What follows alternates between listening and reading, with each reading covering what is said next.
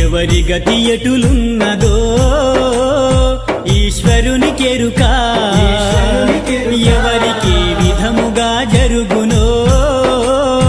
పరమాత్మకెరుక ఎవరి గతి ఎటులున్నదో ఈశ్వరునికెరుక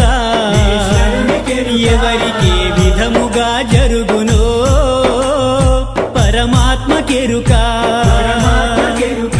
ఎవరి స్థితి ఎటులున్నదో